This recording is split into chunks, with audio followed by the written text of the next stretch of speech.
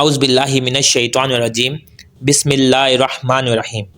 سب ناظرین کو علم اسلام چینل میں خوش آمدید اور خلوص بھرا سلام۔ آج کا موضوع اسلامی تاریخ کا سب سے بڑا جنازہ۔ ناظرین، احمد بن حنبل کا پورا نام ابو عبداللہ احمد بن محمد بن حنبل شیبانی ذیلی تھا۔ آپ کی پیدائش نومبر 780 عیسوی اور وفات 2 اگست 855 عیسوی میں ہوئی۔ امام احمد کی پوری زندگی سنت رسول سے عبارت ہے۔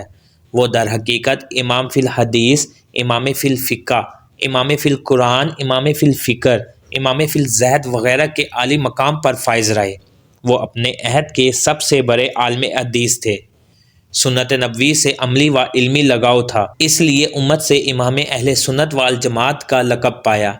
ان کے والد فوج کے ایک سپاہی تھے جو جوانی میں ہی انتقال کر گئے۔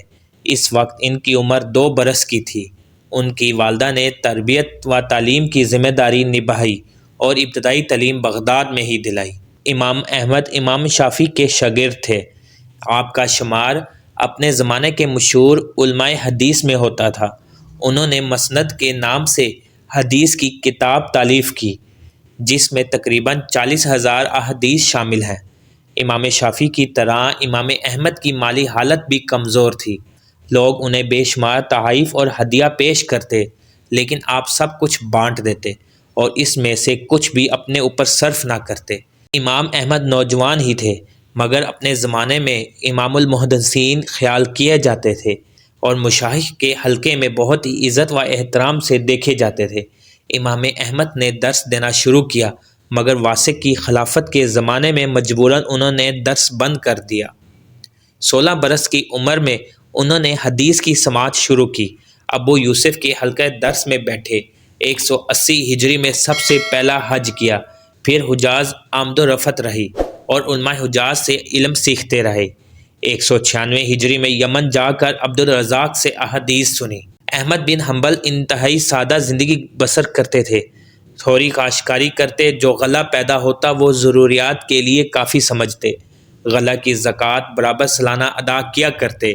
احمد بن حنبل سنت رسول کے اس قدر شیدائی تھے اور آثار نبوی سے اس قدر لگاؤ تھا اور سلف صالحین کے اتباع کے ساتھ انہیں اس قدر تعلق خاطر تھا کہ وہ ان کی اشاعت و حفاظت کے لیے مجسمہ استقامت بنے ہوئے تھے۔ ان کی زندگی کا خاص مقصد ہی سنت نبوی کی حمایت و تائید کا ابطال تھا۔ خلافت سنت کاموں کو دیکھ کر بہت برہم ہوتے تھے اور سنت کی خلاف ورزی کرنے والوں نشست و برخاست کو ناپسند کرتے تھے۔ اپنے کسی عمل کا خلاف سنت ہونے کا علم ہو جاتا تو فوراً اس سے باز آ جاتے تھے۔ امام احمد نے اپنی پوری زندگی میں یکے بعد دیگرے 3 نکاح کیے۔ پہلی بیوی کا نام عباسہ بنت فضل تھا۔ ان کے بطن سے ان کے صاحبزادے صالح پیدا ہوئے۔ ان کی وفات کے بعد ریحانہ سے نکاح کیا۔ ان سے عبداللہ پیدا ہوئے۔ ریحانہ کے انتقال کے بعد ایک لونڈی خریدی اور اس کو اپنے عقد میں داخل کیا۔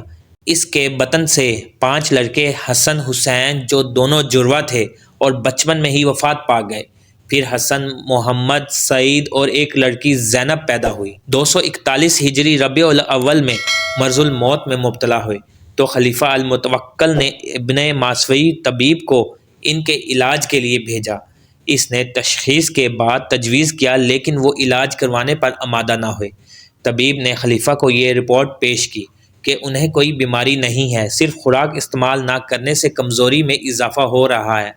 وہ عام طور پر روزے سے ہوتے ہیں اور زیادہ عبادت اور ذکر و اذکار مشغول رہتے ہیں۔ ان کا علاج یہ ہے کہ وہ اچھی خوراک استعمال کریں۔ خلیفہ متوکل طبیب کی یہ بات سن کر خاموش ہو گیا۔ 9 روز سے طبیعت زیادہ خراب رہی۔ وفات سے قبل اپنا وضو کرایا اور ہر حصے کو اچھی طرح دھلوایا۔ پیر کی انگلیوں کا خلال تک کیا۔ درمیان میں اللہ کا ذکر کرتے رہے۔ جب وضو مکمل ہوا تب فوت ہو گئے۔ تاریخ 12 ربیع الاول اور سال 241 ہجری تھا۔ جمعے کا دن تھا۔ عمر تقریباً 77 برس تھی۔ امام بن حنبل کے جنازے میں شرکت کرنے والے افراد کی تعداد مختلف بیان کی جاتی ہے۔ کچھ مورخین نے یہ تعداد کل 8 لاکھ اور کچھ نے 8 لاکھ سے زیادہ لکھی ہے، جن میں اکثریت اہل علم کی تھی، اور کچھ نے 25 لاکھ 18 لاکھ لکھی ہے۔ اور ان لوگوں میں نہیں شامل کیا گیا جو کشتیوں پر تھے، اور ان کی تعداد 15 لاکھ بتائی جاتی ہے۔ امام احمد کی وفات کے دن تقریباً 20,000 عیسائیوں، یہودیوں اور مغیوں نے اسلام قبول کیا۔ علماء اس وقت کہا کرتے تھے، ہمارے اور دوسروں کے درمیان میں جنازے ہی تو فرق کیا کرتے ہیں۔ امیر بغداد محمد بن عبداللہ طاہر نے جنازہ کی نماز پڑھائی۔ امام احمد حنبل کا جنازہ اسلامی تاریخ کے ایک یادگار اور عظیم الشان واقعات میں شمار ہوتا ہے۔ ان کا انتقال 12 ربیع الاول 241 ہجری کو بغداد میں ہوا۔ آپ کی وفات پر لاکھوں افراد نے جنازے میں شرکت کی، جسے اسلامی تاریخ کا سب سے بڑا جنازہ کہا جاتا ہے۔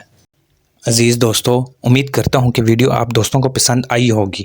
ویڈیو پسند آ جائے تو لائک اور شیئر ضرور کر دیجیے گا، اور آنے والی نئی ویڈیوز کے لیے ہمارے چینل کو سبسکرائب کر دیں، اور ساتھ میں گھنٹی کے بٹن کو ضرور دبا دیں تاکہ ہماری نئی آنے والی ویڈیوز سب سے پہلے آپ تک پہنچے۔ اللہ حافظ۔